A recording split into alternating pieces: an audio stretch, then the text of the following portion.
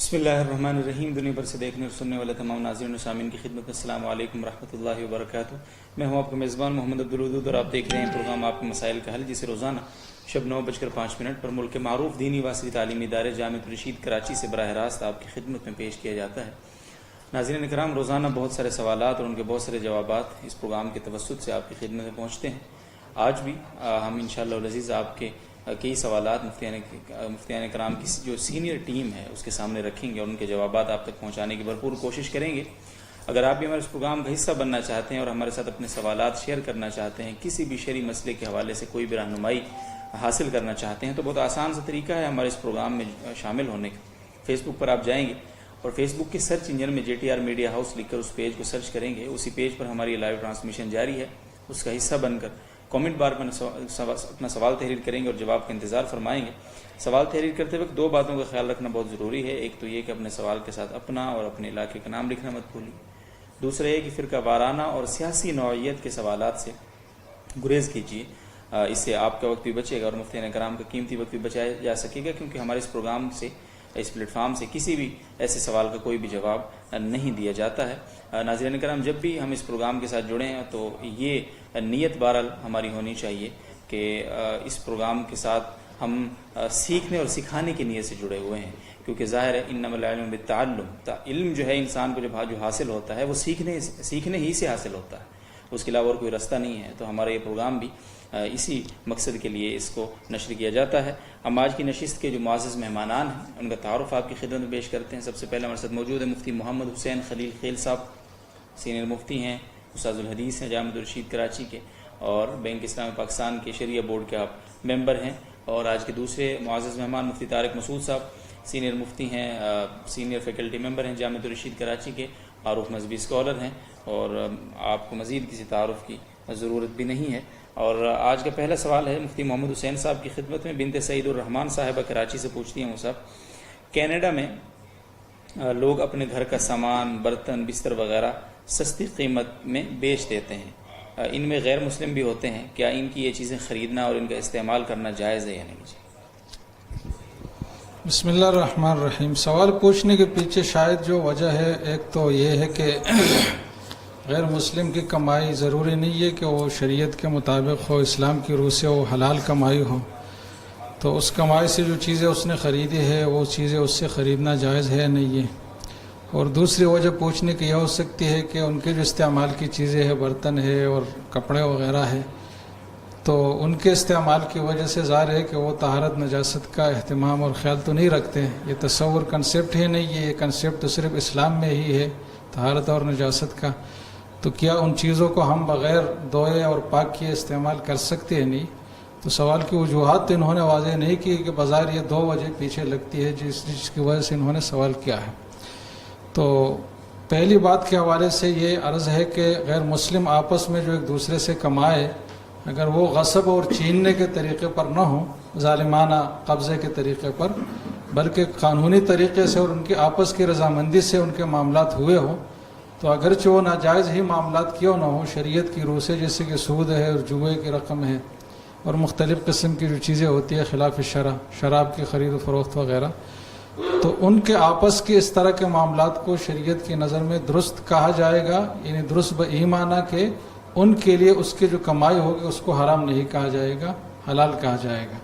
لہٰذا بالعموم یہ ہم کہہ سکتے ہیں کہ غیر مسلم کی ملکیت میں جو اموال ہے وہ شرعی نقطہ نظر سے حلال ہے، اس لیے کہ اس میں غصب اور چھیننے کا عنصر نہ ہونے کے برابر ہے۔ زیادہ سے زیادہ یہ ہو سکتا ہے کہ غیر شرعی طریقوں پر اس نے وہ اموال حاصل کیے ہیں اور وہ ان احکام کے مخاطب ہی نہیں ہے۔ اور جو دوسری وجہ اس کے پیچھے کہ طہارت نجاست، تو اس حوالے سے اصول یہ ہے کہ جب تک آپ کو یقین نہیں ہے کہ یہ چیز نجس ہے تو آپ اس کو استعمال کر سکتے ہیں، اگرچہ وہ غیر مسلم ہی کے ہاتھ سے آپ کے پاس آیا ہو۔ البتہ بہتر بہرحال یہ ہے، اس پورے مسئلے میں بہتر بہرحال یہ ہے کہ اگر آپ نے سامان لینا ہے اور سیکنڈ ہینڈ چیزیں لینی ہے تو اگر آپ اجتناب کر سکتے ہیں غیر مسلم کی چیزوں سے تو آپ کو کرنا چاہیے۔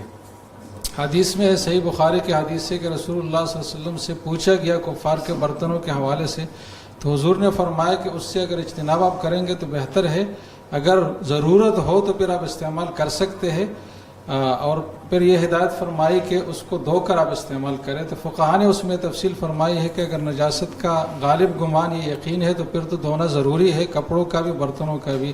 لیکن اگر غالب گمان یہ یقین نہیں ہے تو پھر دھونا صرف بہتر ہے، دھوئے بغیر بھی استعمال کرنا ناجائز نہیں ہے.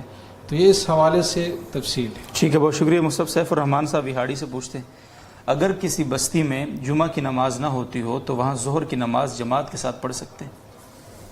پڑھ سکتے نہیں بلکہ پڑھنا ضروری ہے، کیونکہ وہاں کے لیے جو بنیادی حکم ہے شریعت کا وہ یہی ہے کہ آپ ظہر ہی کی نماز پڑھیں گے، اور عام دنوں میں جو ظہر کا حکم ہے جمعے کے دن بھی ظہر کا وہی حکم ہے، تو ان کے لیے جماعت سے ہی پڑھنا ضروری ہے. بہت شکریہ. مصطفیٰ شاہ رخ احمد صاحب کا سوال ہے کراچی سے مفتی طارق مسعود صاحب سے. گھر میں فضائل اعمال کی تعلیم ہوتی ہے، تعلیم کرانے سے پہلے وضو نہ کرے تو گناہ ہوگا؟ جی نہیں، وضو صرف قرآن مجید کو چھونے کے لیے ہے. قرآن مجید کی تلاوت بھی بغیر وضو کے جائز ہے. قرآن کے علاوہ جتنی بھی کتابیں ہیں، حدیث کی کتابیں یا فقہ کی، ان کو آپ بغیر وضو بھی ہاتھ لگا سکتے ہیں. ٹھیک ہے، بہت شکریہ مصطفیٰ. عابد گل بہادر خان صاحب اٹک سے پوچھتے ہیں عقد نکاح میں ایجاب اور قبول پہلے ہے یا خطبہ نکاح پہلے؟ عقد نکاح میں نکاح سے پہلے خطبہ ہے. صحیح. جتنی بھی روایات ہیں نکاح سے پہلے خطبہ، اور ایجاب و قبول نکاح کا نام ہے، یعنی نکاح ایجاب و قبول کو کہتے ہیں. صحیح. تو اگر ایجاب و قبول کے بعد خطبہ ہوگا تو اس کا مطلب کیا ہوا کہ آپ نکاح سے پہلے نہیں پڑھ رہے خطبہ بلکہ نکاح کے بعد کر رہے ہیں، اس لیے پہلے پڑھنا چاہیے. ٹھیک ہے، جزاکم اللہ. محمد افضل ملاح صاحب کراچی سے، کیا عصر اور فجر کے بعد تسبیحات پڑھنا ضروری ہے؟ فجر اور عصر کے بعد تسبیحات پڑھنا ضروری نہیں ہے، لیکن اس کی بہت ترغیب ہے. قرآن مجید میں بھی ذکر کے بارے میں آیا کہ بکرتا ہوں وہ عشیہ، صبح و شام ذکر کرتے ہیں. احادیث میں بھی ہے. تو فجر اور عصر کی نماز کے بعد ذکر کی فضیلت عام اوقات سے زیادہ ہے. ٹھیک، جزاکم اللہ صاحب. مفتی محمد حسین صاحب سوال ہے جی محمد افضل ملاح صاحب کا ہی، اگین کراچی سے پوچھتے ہیں کیا اقامت کے دوران نبی صلی اللہ علیہ وسلم کا نام سنتے وقت درود دل میں پڑھیں ہیں یا زبان سے؟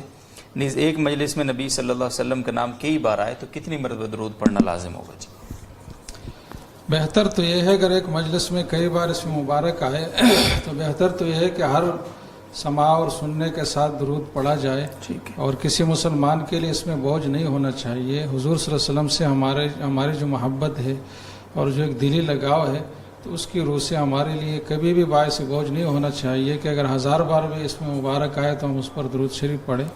تو معیاری طریقہ تو یہی ہے، لیکن فقہی حوالے سے جو ضابطے کی بات ہے وہ یہ ہے کہ ایک بار پڑھنا ضروری ہے، بار بار پڑھنا اگر نام آئے تو مستحب ہے. باقی جو پہلی بات انہوں نے پوچھی ہے کہ اقامت کے وقت، تو یہ اذان کے حوالے سے بھی سوال کیا جاتا ہے کہ اذان میں جب ہم نام سنتے ہیں حضور صلی اللہ علیہ وسلم کا تو درود پڑھنا ہے نہیں ہے. تو اس حوالے سے سمجھنا چاہیے کہ حدیث کے جو الفاظ ہیں اذا سمعتم المؤذن فقولوا مثل ما یقول، تو اس میں یہ ہے کہ مؤذن جیسے کہ کہے آپ نے بھی اسی طرح کہنا ہے. تو اس موقع کے لیے سنت یہ ہے کہ جیسے اشہد ان محمد رسول اللہ ہے تو آپ بھی ایسے ہی کہیں، درود شریف کا اضافہ اس میں نہ کریں عین اس وقت میں جب یہ پڑھا جا رہا ہوں. لیکن اگر کوئی درود شریف پڑھے گا بھی تو کوئی ناجائز نہیں ہوگا، لیکن مسنون اس کو اس موقع پر نہیں کہہ سکتے، اس لیے کہ حدیث سے اس کا کوئی ثبوت نہیں ہے. ٹھیک ہے جی. یہ جو بعض لوگ جب یہ اشہد ان محمد رسول اللہ کہہ رہے ہوتے ہیں مؤذن صاحب تو وہ صرف صلی اللہ علیہ وسلم کہہ دیتے ہیں، تو یہ جواب نہیں ہے. تو یہ ایک مطلب دو لحاظ سے مطلب وہ ہے کہ ایک تو جو سنت طریقہ ہے وہ تو جواب تو اس نے دیا نہیں، اور جو سنت نہیں ہے وہ اس نے دے دیا. تو درود کا الگ ثواب تو ملے گا لیکن سنت اس کو نہیں کہیں گے، اور یہ اس لحاظ سے درست طریقہ کار نہیں ہوگا. شکریہ مصطفیٰ. طیبہ صاحبہ کے سوال کراچی سے، مرد عورت کی نماز میں فرق ہے یا نہیں ہے؟ وتر کی نماز پڑھنے اور سجدہ سہو کرنے کا صحیح طریقہ کیا ہے؟ تو انہوں نے 3 سوالات جمع کیے ہیں. پہلے سوال پر تو بار بار بات ہو بھی چکی ہے اور مولانا طارق مسعود صاحب نے اس دن بڑا تفصیلی جواب اس کا دیا. تو مرد اور عورت کے نماز میں فرق ہے، اور یہ 5-6 جگہوں پر ہے. ہاتھ اٹھانے میں بھی ہے، پھر ہاتھ رکھنے میں بھی ہے، پھر رکوع کی کیفیت میں بھی ہے، پھر سجدے کی کیفیت میں بھی ہے، پھر قعدہ کی کیفیت میں بھی ہے. 5 مواقع پر یہ فرق ہے اور یہ احادیث سے ثابت ہے. اس کے لیے اگر کسی نے مزید دلائل اور تفصیل دیکھنی ہو تو نماز مسنون کے نام سے صوفی عبدالحمید سواتی صاحب رحمہ اللہ کی کتاب ہے، اس میں ایک ایک چیز کے لیے جزوی دلائل انہوں نے دیے ہیں، تو وہ دیکھا جا سکتا ہے. باقی جو دوسری بات ہے کہ وطر کی نماز کا کیا طریقہ ہے، تو مغرب کی نماز کا جو طریقہ ہے وہی بہتر ہے، صرف فرق یہ ہے کہ آخری رکعت میں سورت ملانا یہاں واجب ہے اور وہاں واجب نہیں ہے، صرف یہ فرق ہے، اور باقی یہ ہے کہ آخری رکعت میں سورت ملانے کے بعد پھر دعائے قنوت بھی پڑھنا ہے، اللہم انا نستعینک و نستغفرک، یہ سنت ہے۔ اگر یہ دعا یاد نہیں ہے تو کوئی اور دعا بھی اس کی جگہ پڑھی جا سکتی ہے۔ اگر کسی کو کچھ بھی یاد نہیں ہے تو 3 مرتبہ تسبیح پڑھ لے تو بھی سنت کی ادائیگی کے قائم مقام ہو جائے گا۔ تو یہ ہے۔ باقی سجدہ سہو کا جو طریقہ انہوں نے پوچھا ہے، تو جو معیاری طریقہ ہے ایک منفرد کے لیے، الگ نماز پڑھنے والے کے لیے، وہ یہ ہے کہ سجدہ سہو میں 2 قعدے ہوتے ہیں، ایک سجدہ سہو سے پہلے اور ایک سجدہ سہو کے بعد۔ تو دونوں قعدوں میں وہ درود شریف بھی پڑھے، دعا بھی پڑھے، اور تشہد تو پڑھنا ہی ہے۔ دونوں قعدوں میں تشہد، درود اور دعا پڑھے، اور پھر ایک طرف سلام پھیر کر پھر دوسرے قعدے میں بھی ایسے ہی کرے کہ تشہد پھر درود پھر سلام کر کے پھر اس طریقے سے نماز مکمل کریں۔ سلام ایک طرف پھیرنا ہوگا، اگر کسی نے دونوں طرف پھیرا تو بھی درست تو ہے، لیکن جو پراپر طریقہ اس میں ایک طرف دائیں طرف سلام پھیرنا ہے سجدہ سہو کے لیے۔ اگر کوئی سلام بھول گیا تو بھی کوئی حرج نہیں ہے، لیکن طریقہ کار یہی ہے۔ بہت شکریہ صاحب۔ مبشر احمد صاحب کا سوال ہے نمازی کے متعلق کہ امام 4 کی بجائے 5 رکعت پڑھا دے تو سجدہ سہو ہوگا؟ جس سجدہ سہو اس کے لیے ضروری ہوگا، کیونکہ سلام کو اپنی جو مطلوبہ جگہ تھی اس سے اس نے مؤخر کر دیا ہے، تو سجدہ سہو کے ساتھ اگر یہ نماز پوری کرے گا تو یہ نماز ہوگی۔ ٹھیک، بہت شکریہ صاحب۔ مفتی طارق مسعود صاحب، اور سوال ہے جی پھر محمد افضل ملا صاحب کو کراچی سے، عورت اذان کے فوراً بعد نماز پڑھے یا مرد کی جماعت کے وقت نماز پڑھے؟ خواتین چونکہ مسجد میں نہیں جاتی اور جماعت سے نماز نہیں پڑھتی تو وہ اذان کے فوراً بعد بھی نماز پڑھ سکتی ہیں، بلکہ نماز کا جب ٹائم شروع ہو جائے، ٹھیک، اپنے گھر میں وہ نماز کے نقشے رکھے جائیں، طلوع آفتاب، غروب آفتاب اور جو بھی نماز کے اوقات ہیں ان میں جیسے ہی نماز کا وقت شروع ہو تو خواتین نماز پڑھ لیں۔ ان کو اسی طرح کرنا چاہیے، کیونکہ آج کل پھر غفلت ہو جاتی ہے اور اس میں نماز ضائع ہو جاتی ہے۔ بہت شکریہ۔ محمد وسیم صاحب کا انڈیا سے سوال ہے جی، فرض نماز کے بعد امام جب دعا کرائے تو ہم تسبیحات پڑھ سکتے ہیں یا امام کے ساتھ دعا میں شامل ہونا ضروری ہے؟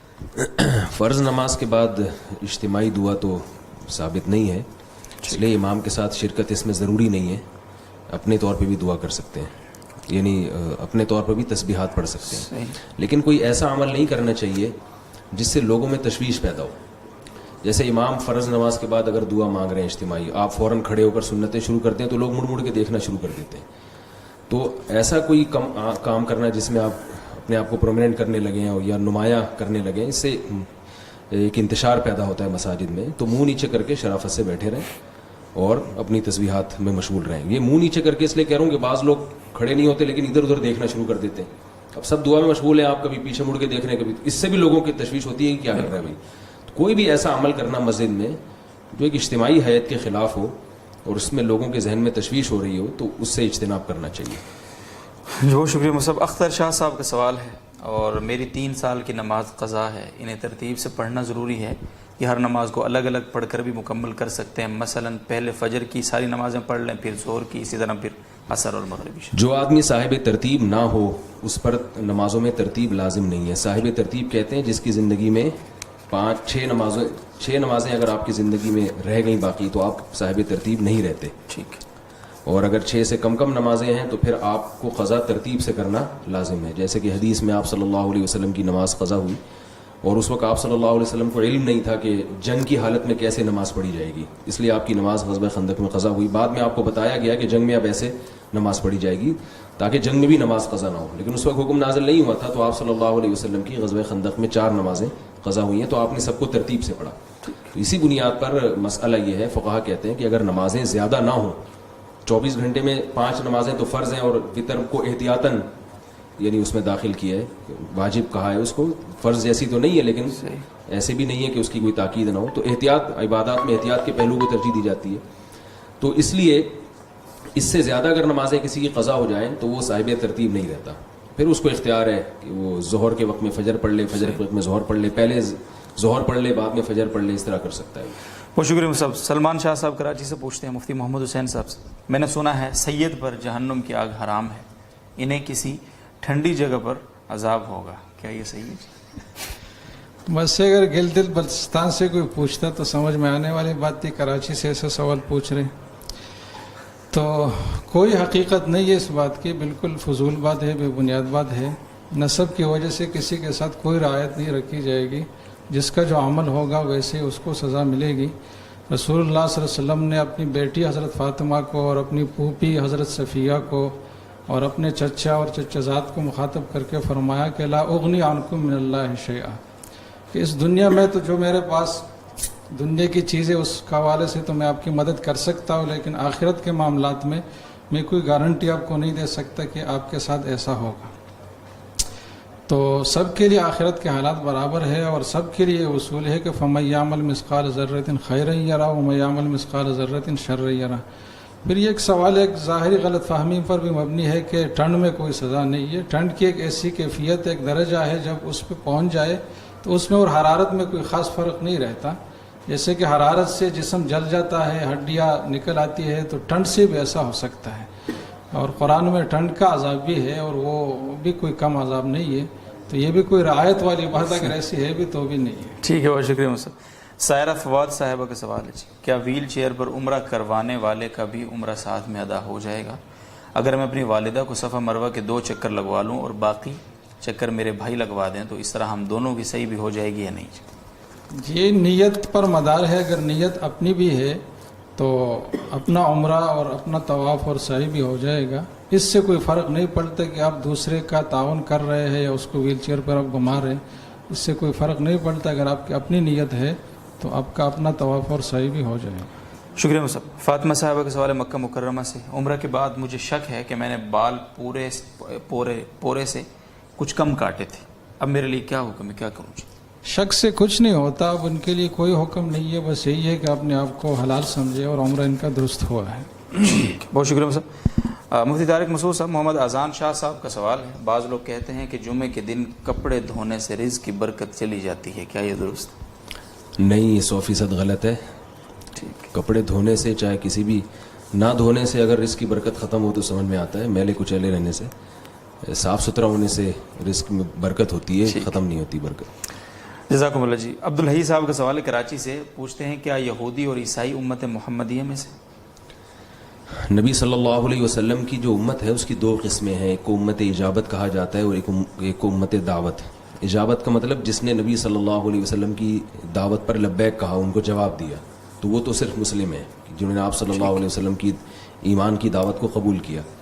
اور ایک دوسری امت جو امت دعوت ہے، یعنی جن کو نبی صلی اللہ علیہ وسلم کا پیغام پہنچایا جائے گا، وہ رد کر دیں یا قبول کریں، ان کی مرضی. تو اس لحاظ سے تو یہ امت میں داخل ہے. یعنی کہ نبی صلی اللہ علیہ وسلم تمام انسانوں کی طرف رسول بنا کر بھیجے گئے ہیں. تو اس میں یہود و نصارہ بھی ہیں، اس میں ہندو، سکھ، عیسائی بھی ہیں.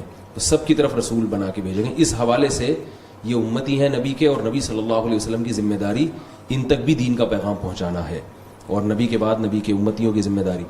لیکن اس لحاظ سے کہ یہ ایسے ان کے ساتھ معاملات ہوں گے جیسے ایمان والوں کے ساتھ ہوں گے. جیسے نبی صلی اللہ علیہ وسلم قیامت کے دن فرمائیں گے نا، یا ربی امتی، اے اللہ میری امت، یعنی میری امت جنت میں چلی جائے، تو وہ صرف وہی امت ہوگی جس نے آپ صلی اللہ علیہ وسلم کی دعوت پر لبیک کیا ہوگا، جو آپ پر ایمان لائی ہوگی.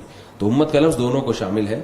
کبھی کسی ایک معنی کے لیے استعمال ہوتا ہے، کبھی اس میں عموم ہوتا ہے. لیکن جو امت کے فضائل بیان کیے گئے ہیں خصوصی طور پر کہ یہ جنت میں ان کی 80 صفیں ہوں گی، حدیث میں آتا ہے کہ میری امت کی 80 صفیں جنت میں ہوں گی، اور امت تھوڑا کرے گی اس کو اجر زیادہ ملے گا. تو اس سے وہ امت مراد ہے جو آپ صلی اللہ علیہ وسلم پر ایمان لائی ہو. ٹھیک، بہت شکریہ صاحب. لبنہ خان صاحبہ کا سوال ہے لاہور سے، کیا عورت باپردہ ہو کر محرم کے بغیر بچوں کے ساتھ گھر کے ساتھ والے پارک میں جا سکتی؟ ہاں، باپردہ ہو کے جا سکتی ہو. ٹھیک. عبدالصمد صاحب کا سوال ہے حضور اٹک سے، کیا کرکٹ میچ دیکھنا جائز ہے جبکہ فرائض میں کوتاہی نہ برتی جائے اور نظر کی حفاظت کا بھی خاص خیال رکھا جائے؟ دیکھیں، قرآن مجید میں اللہ تعالیٰ کا ارشاد ہے والذین هم عن اللغو معرضون، کہ ایمان والوں کی علامت ہے کہ وہ لغویات سے اعراض کرتے ہیں. لغو کہتے ہیں ایسا کام جس کا نہ دین کا کوئی فائدہ ہو نہ آخرت کا کوئی فائدہ، یعنی دنیا کا بھی فائدہ نہ ہو، دین کا بھی فائدہ نہ ہو. تو ویسے تو کرکٹ دیکھنا بذات خود تو جائز کام ہے. آپ گلی محلے میں کوئی بھی کرکٹ کھیل رہا ہے، آپ دیکھ سکتے ہیں، اس کو ایک مباح چیز ہے، اس میں تھوڑا سا ذہن فریش ہو جاتا ہے. لیکن آج کل جو بین الاقوامی سطح پہ میچز کھیلے جا رہے ہیں ان میں کھیل کو بذات خود مقصود بنا لیا گیا ہے. کھیل خود مقصد نہیں ہوتا، کھیل سے کوئی اور چیز جب مقصد ہوتی ہے تو اس کو دیکھا جائے گا وہ کیا ہے. مثال کے طور پر ہم جب کھیلتے ہیں تو ہمارا ذہن فریش ہوتا ہے اور وہ ذہن پھر مفید کاموں میں خرچ ہوتا ہے, مفید کاموں میں, قوم کی ترقی کے کاموں میں یا تعلیم میں یا دین میں, عبادت میں, کسی بھی مفید کام میں جس کا دنیا اور آخرت میں فائدہ ہو. لیکن اگر آپ کھیل اس لیے رہے ہیں کہ کوئی آپ سے پوچھے آپ کیوں کھیل رہے ہیں تو آپ کہ میں اس لیے کھیل رہا ہوں کہ میں کھلاڑی بن جاؤں, اس کا مطلب جو مقصد کا ذریعہ تھا اسی کو آپ نے مقصد بنا لیا. بالکل. تو آج کل جو بین الاقوامی سطح پہ میچز کھیلے جا رہے ہیں ان سے کچھ اور مقاصد نہیں ہوتے, اگر ہوتے ہیں تو وہ ضمنی ہوتے ہیں.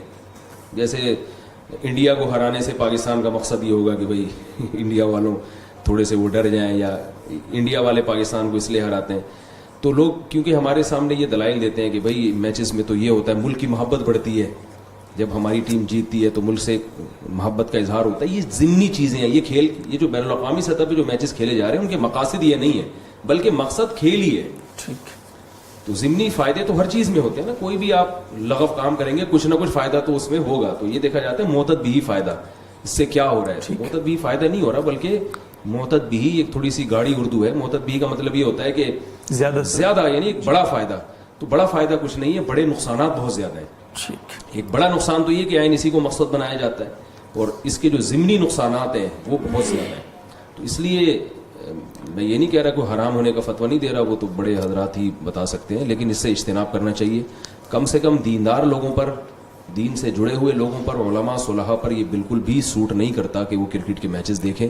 ان کو تو چاہیے کہ لوگوں کو تبلیغ کریں کہ بھئی ان لغویات سے اپنے آپ کو بچاؤ. ہاں گلی محلے میں جیسے چھوٹے پیمانے پر کوئی کھیل رہا ہے انٹرٹینمنٹ کے لیے, اس کے بعد بھول جاتے ہیں کون جیتا کون ہارا. یہاں تو ایک کئی دنوں تک بحثیں چلتی ہیں, پھر ان کو لا کے ان سے انٹرویو لیے جاتے ہیں جیسے کوئی پتہ نہیں جنگ لڑ کے آئے ہیں میدان جنگ میں, جیسے کوئی آرمی کے فوجی آفیسرز ہیں جنہوں نے جو ہے وہ کارگل کی طرح قربانیاں دی ہیں انہوں نے. تو اس طرح کا پروٹوکول دیا جاتا ہے. بلکہ آج کل ان آفیسرز کو اتنی, جنہوں نے قربانیاں دی ہوتی ہیں نا, ان کو اتنا عزت نہیں دی جا رہی جتنی ایک چھکے چوکے مارنے والوں کو دی جا رہی ہے عزت. تو یہ کھیل کو آپ نے حد سے زیادہ بڑھا لیا. تو شریعت کے مزاج کے بہرحال یہ چیز 100% خلاف ہے, اور یہ علماء صلحاء پر بالکل بھی سوٹ نہیں کرتی. جزاک اللہ صاحب, بہت شکریہ. محمد سعد صاحب کا سوال ہے جی پشاور سے. مفتی محمد حسین صاحب, کیا اللہ رب العزت کی ذات صرف عرش پر ہے یا ہر جگہ ہے؟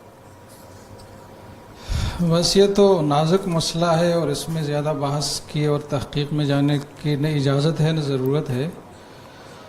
باقی جو مختصر سا جواب ہے اس سوال کا تو وہ یہ ہے کہ ہر جگہ ہونے کا اگر یہ مطلب ہو کہ ہوا کی طرح ہر جگہ ہے تو یہ عقیدہ بھی غلط ہے, اس لیے کہ اس میں اللہ تعالیٰ کو جسم ماننا پڑتا ہے, اور اللہ تعالیٰ جسم ہونے سے اور جسمانی چیزوں کے ساتھ کوئی ربط اور تعلق رکھنے سے منزہ ہے. اور اگر عرش پر ہونے کا یہ مطلب ہو کہ عرش اللہ تعالیٰ کی جگہ ہے, اور جیسے کہ ایک انسان کی جگہ ہوتی ہے اس طرح اللہ تعالیٰ کے لیے وہ جگہ ہے اور مکان ہے, اس معنی میں کہ اللہ تعالیٰ مطلب تعبیرات تو میں نہیں کر سکتے, لیکن مکانیت کا عقیدہ ہو تو وہ بھی غلط ہے.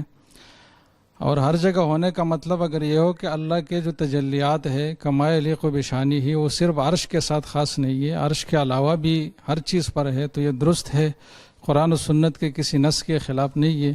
اور عرش پر ہونے کا مطلب اگر یہ ہو کہ اللہ تعالیٰ کی تجلیات کا خاص تعلق ہے عرش سے, ایک گونا خاص تعلق ہے جو کسی اور چیز سے نہیں ہے, تو یہ بات بھی درست ہے اور قرآن و سنت کے جو ظاہری نصوص ہے اس کے موافق ہے. تو عرش اور غیر عرش میں فرق ہے. باقی اس کی کیفیت کیا ہے اور حقیقی تعلق کی حقیقت کیا ہے تو اس سے بندے نواقف ہو سکتے ہیں, نہ ہوئے ہیں, اور اس لیے مسئلہ متشابہات میں سے ہے. اس میں صرف اتنا ہی عقیدہ رکھنا کافی ہے اور ضروری ہے. قاسم نظاروی صاحب کا سوال ہے, اسکول میں چھٹی پر جرمانے لینے کی کوئی جواز کی صورت کوئی ہے جی؟ آگے انہوں نے یہ پوچھا ہے جی کہ ٹریفک پولیس کے جرمانے لینے کا کیا حکم ہے؟ وہ اس پولیس والے کے حکم سے اپنا حکم شاید کشید کرنا چاہتے ہیں. تو چھٹی پر جرمانہ لینا اس کی اجازت نہیں ہے. البتہ ایک متبادل صورت یہ ہو سکتی ہے کہ اس طالب علم کا داخلہ منسوخ کیا جائے. اگر وہ زیادہ چھٹیاں کرے اس کے لیے ایک ضابطہ بنایا جائے کہ جس نے اتنی چھٹیاں کی تو اس کا داخلہ منسوخ ہوگا, اور پھر بعد میں وہ نیا داخلہ لے گا اور نئے داخلے کی فیس اس کے لیے یہ ہوگی.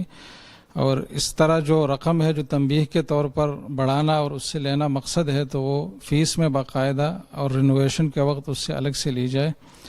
تو اجازت تو اس کی ہے کہ داخلہ ایک نیا طریقہ کار اس کے ساتھ نیا معاملہ کیا جائے, لیکن محض جرمانے کے طور پر جو جیسے کہ آج کل رائج ہے تو اس کی اجازت نہیں ہے. اور پولیس والوں کے لیے بھی اصل حکم تو یہی ہے کہ جرمانہ لینا کسی کے لیے بھی جائز نہیں ہے. البتہ اتنی بات ہے کہ ایک فرد اور انڈیویجول کا معاملہ ہے اور ایک پورے ملک کے قانون کی بات ہے، تو اس میں تھوڑا یہ فرق کیا جاتا ہے کہ فرد کو وہ حکم بتایا جاتا ہے جو ہمارے فقہ حنفی کے حوالے سے مفتابی ہی بات ہو، جس پر فتویٰ دیا جاتا ہے۔ جہاں تک قانون کی بات ہے تو قانون میں صرف اتنی پابندی آئین کی روح سے ضروری ہے کہ وہ قرآن و سنت کے دائرے سے خارج نہ ہو۔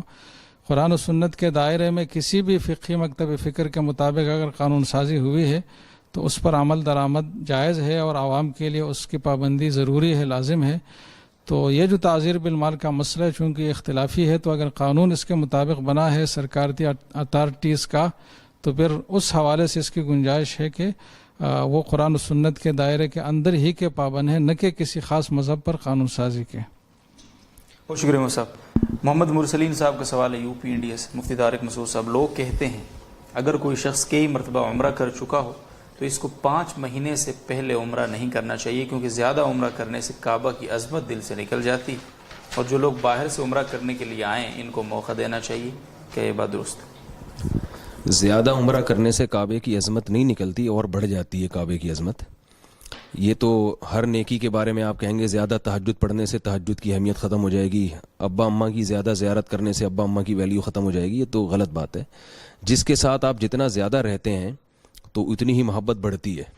محبت کا ایک اصول ہے کہ جو چیزیں محبت بڑھانے والی ہیں اس میں حسن و جمال ہے، اس میں کسی کے کمالات ہیں، ان میں ایک چیز یہ بھی ہے کہ آپ جس کے ساتھ زیادہ رہتے ہیں نا اس سے محبت ہونا شروع ہو جاتی ہے آپ کو۔ تو جو لوگ بار بار عمرہ کرتے ہیں ان کو بیت اللہ سے محبت ہونا شروع ہو جاتی ہے۔ ہاں یہ الگ بات ہے کہ عبادات کی مختلف انواع ہیں، اگر آپ کے پاس زیادہ پیسہ نہیں ہے تو آپ نے عمرہ کر لیا، بار بار عمرہ کرنے کے بجائے صدقات و خیرات کی طرف توجہ دیں آپ، اور اگر اللہ نے آپ کو پیسہ زیادہ دیا ہے، صدقات و خیرات بھی کر رہے ہیں، تو آپ ہر سال عمرہ بھی کریں۔ یعنی تمام قسم کی عبادتوں کو میں بیلنس رکھنا چاہیے۔ ایک ہی عبادت کے آگے اور دوسری عبادتیں آپ نے حقوق العباد کی جو سے متعلق جو عبادتیں وہ چھوڑ دیں، تو یہ جائز تو پھر بھی ہے، مناسب نہیں ہے۔ ہاں جو حقوق العباد میں واجب ہیں وہ تو بہرحال کرنے پڑیں گے۔ تو تمام انواع کی عبادتیں ہمیں کرنی چاہیے، اور اگر اللہ نے کسی کو اتنی مالی وسعت دی ہے کہ وہ ساری عبادتیں کر کے بھی ہر سال بار بار سال میں 2 دفعہ عمرہ کر رہا ہے، 3 دفعہ کر رہا ہے، تو بہت اچھی بات ہے۔ اسلاف میں ایسے لوگ بھی گزرے ہیں جنہوں نے ہزار عمرے کی ہیں، حالانکہ اس دور میں عمرہ کرنا بہت مشکل کام تھا۔ بہت شکریہ۔ دعا صاحبہ کا سوال ہے سعودی عرب سے، قرآن کریم حفظ کرنے کی کیا فضیلت ہے؟ قرآن کریم حفظ کرنے کی بہت فضیلت ہے۔ رسول اللہ صلی اللہ علیہ وسلم نے فرمایا، ترمذی کی حدیث ہے، عبداللہ بن عمر رضی اللہ عنہ سے روایت ہے کہ یقال لصاحب القرآن اقرأ وارتقی، کہ صاحب قرآن سے کہا جائے گا قیامت کے دن کہ تو قرآن کی تلاوت کر اور درجات جنت میں اوپر کی طرف تو چڑھتا چلا جا، جہاں اس کی تلاوت ختم ہوگی وہ اس کا جنت میں مقام ہوگا۔ صحیح حدیث ہے یہ تو، اور علماء نے لکھا یہاں صاحب قرآن سے حافظ قرآن مراد ہے، تو حافظ سے کہا جائے گا کہ پڑھتا چلا جا اور جنت میں اوپر چڑھتا چلا جا، تو آپ اندازہ لگائیں کتنا اونچا مقام ہوگا اس کا جہاں تک وہ پہنچے گا۔ اسی طرح حضرت عائشہ رضی اللہ تعالی عنہا سے روایت ہے، رسول اللہ صلی اللہ علیہ وسلم نے فرمایا جو حافظ قرآن ہے وہ قیامت کے دن یعنی کرام بررہ کے ساتھ ہوگا، بہت معزز مقرب فرشتوں جیسا اس کا مقام ہوگا، اور فرمایا جو قرآن میں اٹکتا ہے اس کو دگنا اجر ہوگا۔ تو یہاں اٹکنا کیوں کہ جو حافظ نہیں ہوتا وہ اتنی روانی سے نہیں پڑھ سکتا، تو مشقت کی وجہ سے اجر تو زیادہ ملے گا، مگر نبی نے بتا دیا کہ مقام اور مرتبہ اسی کا زیادہ ہے جو قرآن میں ماہر ہے اور حافظ ہے۔ تو یہ 2 فضائل تھے اس وقت مستحضر میرے ذہن میں جو صحیح حدیث سے میں نے آپ کو بتایا۔ بہت شکریہ۔ واجد حسین صاحب کا سوال ہے کراچی سے، طلوع آفتاب سے اشراق کے درمیان اگر آیت سجدہ پڑھی جائے تو سجدہ تلاوت کا کیا حکم؟ سجدہ تلاوت مکروہ اوقات میں کرنا جائز نہیں ہے۔ اصل اصول تو یہی ہے کہ جو سورج نکلنے کا وقت ہے یا بالکل زوال کا وقت ہے، کیونکہ سجدہ تلاوت بھی نماز ہی کی طرح ہے، اور غروب آفتاب کے وقت۔ لیکن فقہا نے بیان کیا کہ اگر اسی وقت تلاوت کر کے فوراً سجدہ کر لیا جائے تو پھر مکروہ وقت میں بھی جائز ہے، کیونکہ 2 احکام میں ٹکراؤ ہو رہا ہے نا، ایک وقتی کراہت ہے اور ایک آیت کہہ رہی ہے یعنی جو سجدہ تلاوت والی آیت ہے اس میں اسی وقت سجدہ کرنے کا حکم ہوتا ہے، تو ایسی صورت میں اسی وقت سجدہ کرنا جائز ہے۔ بہت شکریہ۔ مفتی محمد حسین صاحب آپ سے سوال ہے حسین محمد صاحب کا، سرکاری ملازم خود رشوت نہ لے لیکن اسے جمع کرنے اور آگے پہنچانے کی ذمہ داری انجام دے تو کیا حکم؟ بس یہ بھی گناہ ہے جمع کرنا اور آگے پہنچانا، تو اگرچہ خود لینے کی طرح گناہ تو نہیں ہے لیکن گناہ بہرحال ہے، تو ناجائز کام ہے۔ عثمان وزیر صاحب کا سوال ہے، ہم سعودی عرب میں کام کرتے ہیں، ہمیں سیلری ٹائم پر نہیں ملتی، اگر ہم 4 یا 5 ماہ بعد لیں تو فی گھنٹہ 14 ریال ملتی ہے، جبکہ اگر 2 سیلریز اکٹھی لیں تو وہ 12 ریال فی گھنٹے کے حساب سے ملتی ہے۔ یہ پوری صورتحال درست ہے شرعاً یا نہیں؟ تو بظاہر اس میں پوچھنے کی جو بات ہے وہ یہ ہے کہ سیلری اگر تاخیر سے ملے تو وہ زیادہ مقدار میں ملتی ہے، اور یہ اضافہ جو دیا جاتا ہے یہ جائز ہے یا نہیں ہے؟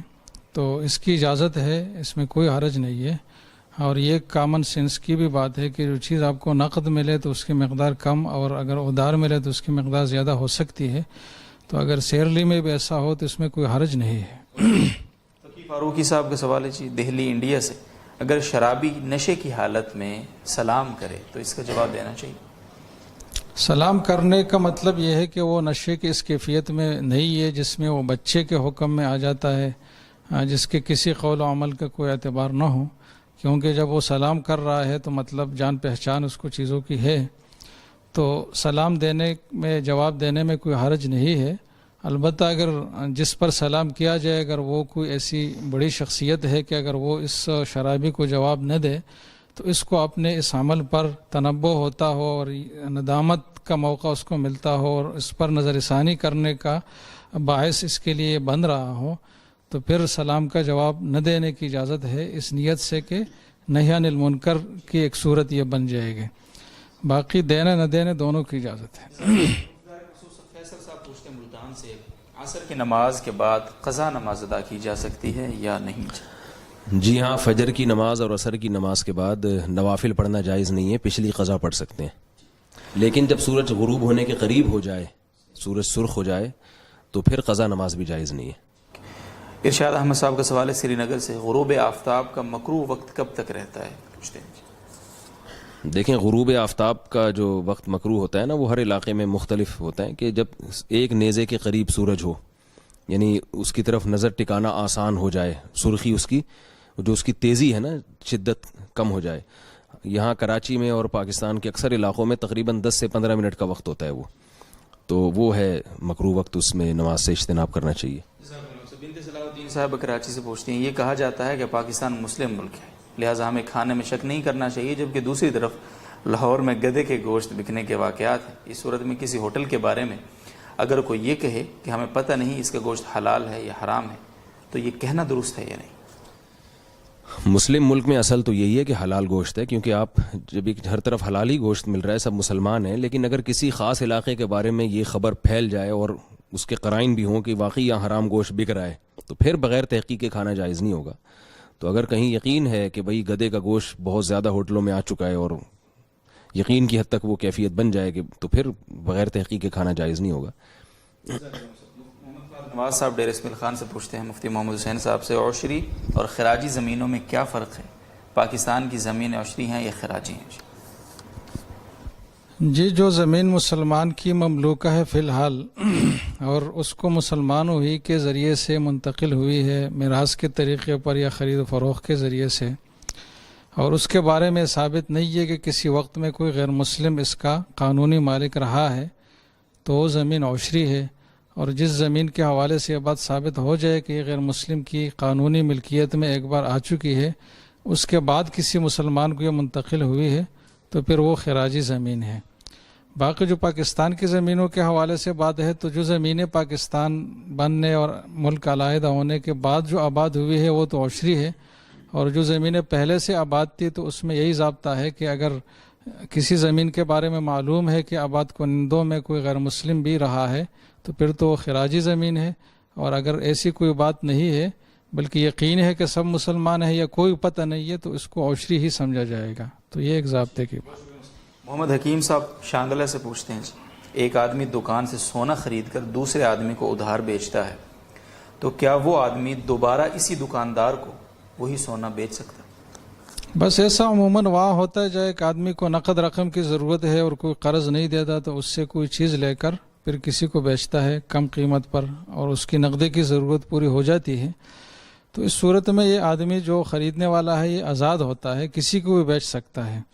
لہٰذا اگر اس آزادی کے ماحول میں یہ پہلے والے جو بیچنے والا ہے، فروخت کنندہ ہے، اسی کو بیچتے تو بھی اس میں حرج نہیں ہے، لیکن اگر یہ بات طے ہو اور پہلے سے پری مینشن ہو، یہ بات کسی نہ کسی طرح ملحوظ ہو کہ اسی شخص کو ہی بیچا جائے گا دوبارہ یہ، تو پھر وہ ایک سودی ہیلا ہے اور غلط ہے، ناجائز ہے۔ جزاک اللہ صاحب۔ مفتی طارق مسعود صاحب، احمد آوان صاحب پوچھتے ہیں کاغان سے بکری کے بچے نے کتیے کا دودھ پی لیا ہے، کیا حکم؟ بکری کے بچے نے تو بکری کے بچے کو باندھ کے رکھنا چاہیے تھا نا۔ تو یہ بکری کے بچے نے غلط کیا تو بکری کا بچہ پوچھے مجھ سے کہ یہ جائز ہے یا نہیں ہے، انہوں نے تو نہیں کیا نا ایسا کچھ کام، تو ان سے کہیں بکری کے بچے کو کہیں کہ مجھ سے پوچھے کہ میں نے صحیح کیا یا ناجائز کیا، تو اگر غلط کیا تو ہم اس کو توبہ کا کہیں گے۔ بہت شکریہ صاحب۔ اسحاق ہاشمی صاحب کا سوال ہے جی مفتی محمد حسین صاحب سے، کہتے ہیں جی کمپنی سے ذاتی استعمال کے لیے کار ملی ہے صاحب، آپ کو تو بخوب علم ہوگا، اس میں شرط یہ ہے کہ اس کی مینٹیننس، پیٹرول، سالانہ رجسٹریشن میرے ذمہ ہے، اس صورت میں گاڑی کو اوبر یا کریم میں خود چلا کر پیسے کمائے جا سکتے ہیں یا نہیں جی؟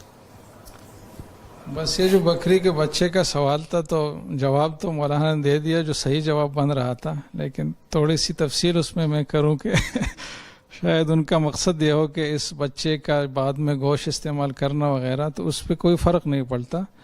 جب پیٹ میں کوئی چیز گئی اور وہ پھر خون میں تبدیل ہوئی تو اس کا وہ حکم باقی نہیں رہتا جو اس سے پہلے کا۔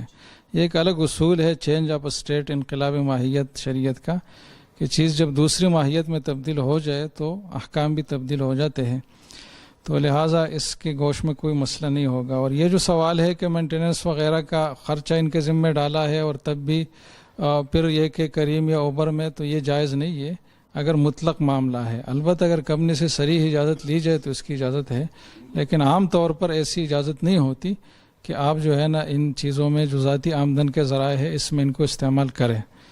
جی آپ پلیز ایک اور بات ذہن میں آ رہی ہے، شاید پوچھنے والے کا مقصد یہ بھی ہو کہ بکری کے بچہ اگر دودھ پی لے کتیا کا تو ہم اس کو چھڑوائیں یا نہیں چھڑوائیں، یہ بھی ذرا جواب دے دینا کہ یعنی اس کو دودھ حرام جانور کا پلانا جائز ہے یا نہیں ہے۔